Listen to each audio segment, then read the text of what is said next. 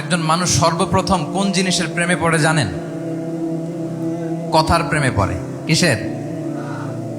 কথার প্রেমে পড়ে। কথার ধরন, কণ্ঠস্বর, তার অ্যাটিটিউড, তার শব্দের জাদু, এটা মানুষের হৃদয়কে জয় করে ফেলে।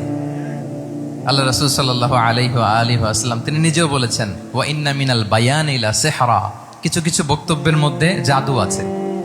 তো রাসূল সাল্লাল্লাহু আলাইহি ওয়াসাল্লামের এই এলোকোয়েন্স ছিল, এলোকোয়েন্স। তিনি বলতেন, উতিতু জাওয়ামিউল কালিম, আল্লাহ তাআলা আমাকে সর্বমর্ম বাচন ভঙ্গির অধিকারী করেছেন।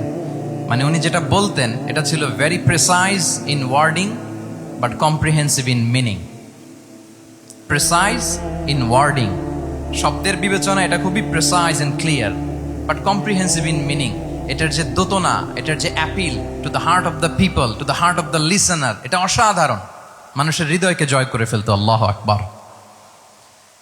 তাহলে নেতা হইতে হইলে তার কমিউনিকেশন স্কিল লাগবে, কি বলেন? লাগবে? এখন নেতা আসছে, উনি বক্তব্য করতে পারতেছে না, তাহলে কি নেতা হইতে পারবে? পারবে না। তাহলে পাবলিক স্পিকিং, কমিউনিকেশন স্কিল, এটা ইটস এ মাস্ট, এটা নেতার লাগবে।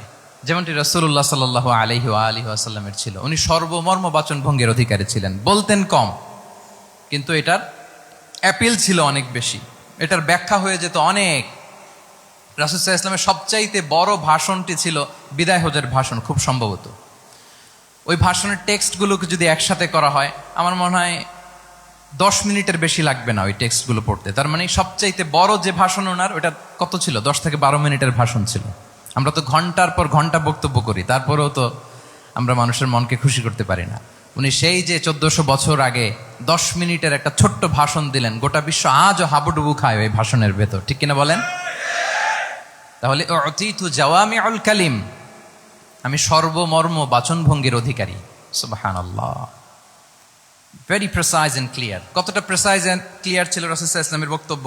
আম্মা জান আয়েশা রাদিয়াল্লাহু তাআলা আনহা বলেন, লাউ আদ্দাহুল আদ্দু লা আহসাহু, তিনি যখন বক্তব্য করতেন, কেউ যদি চাইতো যে দেখি কয়টা শব্দ বললেন বক্তব্যে, কয়টা বাক্য বললেন, চাইলে মুহূর্তে গুনে ফেলা যেত সেটা। এত প্রেসাইজ এন্ড ক্লিয়ার বক্তব্য ছিল যে তিনি কয়টা বাক্য ব্যবহার করেছেন, কয়টা শব্দ ইউজ করেছেন এই বক্তব্যে, চাইলে যে কেউ গুনে ফেলতে পারত। এবং তিনি খুবই শুদ্ধ আরবিতে কথা বলতেন, আফসাহুল লিসান ছিলেন। বিশুদ্ধ ভাষায় কথা বলতে পারা এটা অনেক জরুরি। রাসূল সাল্লাল্লাহু আলাইহি ওয়াসাল্লাম অত্যন্ত বিশুদ্ধ আরবিতে কথা বলতেন, এবং বিশুদ্ধ আরবি জানাটা বা বিশুদ্ধ ভাষাটা এত জরুরি যে আল্লাহ তাআলা তার প্রিয় হাবিবকে এই বিশুদ্ধ ভাষা শেখানোর জন্য মায়ের বুকের দুধ খাওয়া থেকে বঞ্চিত রেখেছিলেন। আই রিপিট, আমি আবারও বলছি, বিশুদ্ধ ভাষাটা এত জরুরি যে আল্লাহ তাআলা তার প্রিয় হাবিবকে মায়ের বুকের দুধ থেকে বঞ্চিত রেখেছেন শুধু বিশুদ্ধ ভাষার জন্য। তিনি কিন্তু মায়ের বুকের দুধ খেতে পারেন নাই। হালিমাতু সাদিয়ার সাথে সেই বনু সাদ গোত্রে চলে গিয়েছেন, সেখানে ছিলেন। হালিমাতু সাদিয়া ওনাকে দুধ খাইয়েছেন।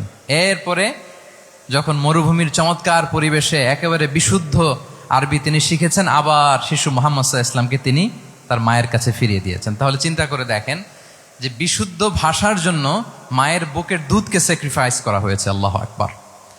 তাহলে আম্মা জান আয়েশা রাদিয়াল্লাহু তাআলা আনহা বলতেন, লাউ আদ্দাহুল আদ্দু লা আহসাহু, চাইলে যে কেউ গুনতে পারতো যে তিনি প্রিয় নবীজি কয়টা বাক্য বললেন, কয়টা শব্দ। এত প্রেসাইজ এন্ড ক্লিয়ার ছিল।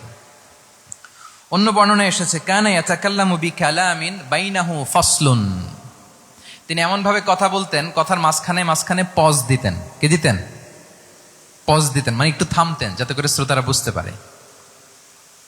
ইয়াতাকাল্লামু বিকালামিন বাইনাহু ফাসলুন, বলতে বলতে মাঝে মাঝে একটা পজ দিতেন যাতে সবাই বুঝতে পারে। ইয়াহফাযুহু মান জালাসা ইলাই, আশেপাশে যারা বুঝতো, তারা বসতো, তারা সহজে এটা মুখস্থ করে ফেলতে পারতো। পজ দিয়ে দিয়ে, থেমে থেমে, এত চমৎকার করে ওনার প্রেজেন্টেশন ছিল, বক্তব্য মালাগুলো ছিল, ফলে যারা শুনতেছে ইজিলি মুখস্থ করে ফেলতে পারত। এবং গুরুত্বপূর্ণ কথা তিনি এমফাসাইজ করতেন, 3 বার বলতেন। একবার তিনি বলতেছেন, আত্তাকওয়া হা হুনা হা হুনা হা হুনা ওয়া ইউশিরু ইলা সাদরিহি সালাসা মাররাত। তাকওয়াকে তিনি এখানে রেফার করেছেন। আমরা তো মনে করি তাকওয়া সব ঢুকে গেছে এইখানে, তাকওয়া ঢুকে গেছে টুপিতে, তাকওয়া ঢুকে গেছে জামাতে, এগুলো তাকওয়ার একটা নমুনা। কিন্তু আল্লাহ রাসূল সাল্লাল্লাহু আলাইহি ওয়াসাল্লাম বলেছেন তাকওয়া এখানে, এখানে, এখানে, এভাবে 3 বার তিনি ইঙ্গিত করেছেন। গুরুত্বপূর্ণ কথাকে তিনি এভাবে এমফেসাইজ করতেন। মাঝে মাঝে এমন আবেগঘন বক্তব্য উপস্থাপন করতেন, সাহাবারা অশ্রুসিক্ত হতো। ওয়াজিলাত মিনহাল কুলুব যারাফাত মিনহাল উয়ুন, সাহাবারা বলতেন যে আমরা অশ্রুসিক্ত হতাম, আমাদের হৃদয় বিগলিত হতো। এত চমৎকার মর্মস্পর্শী বক্তব্য তিনি করতেন। এটা প্রেক্ষাপটের আলোকে। আবার যুদ্ধের ময়দানে যখন কমান্ড করতেন তখন আলা সৌতু ওয়াশতাদ্দা গদাবু, তিনি রেগে যেতেন, উঁচু কণ্ঠে তিনি কথা বলতেন, মনে হচ্ছে একজন সেনাবাহিনীর কমান্ডার তার ব্যাটালিয়নকে কমান্ড করছেন। আল্লাহু আকবার। তাহলে বক্তব্যের যত দিক হতে পারে, স্লো মোশনে, খুব তেজস্বী বক্তব্য, খুব জ্বালাময়ী বক্তব্য, আবার মর্মস্পর্শী বক্তব্য, সব ধরনের বক্তব্য তিনি করতেন। সুবহানাল্লাহ। তাহলে এলোকোয়েন্স, 2 নাম্বার হচ্ছে এলোকোয়েন্স। কম্পিটেন্সের খুব গুরুত্বপূর্ণ একটা অংশ হচ্ছে এলোকোয়েন্স, বাগ্মিতা। এটা একজন নেতার থাকা চাই, কি বলেন? একজন নেতার এরকম বক্তব্য দিতে জানতে হবে না?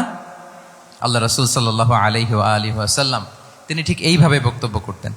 মাঝে মাঝে তিনি ইমোশনাল ইন্টেলিজেন্স ইউজ করতেন, মানে আবেগ অনুভূতিকে নাড়িয়ে দিয়ে শ্রোতাকে প্রভাবিত করে ফেলা। স্পিরিচুয়াল ইন্টেলিজেন্স বা ইমোশনাল ইন্টেলিজেন্স তিনি বক্তব্যের মধ্যে ব্যবহার করতেন। এমনভাবে তিনি নাসিহাত করতেন, এমনভাবে কথা বলতেন, মানুষের আবেগ অনুভূতিকে তিনি নাড়িয়ে দিতেন। আল্লাহু আকবার। ছোট্ট একটা উদাহরণ এখানে আমি হাজির করি। আপনারা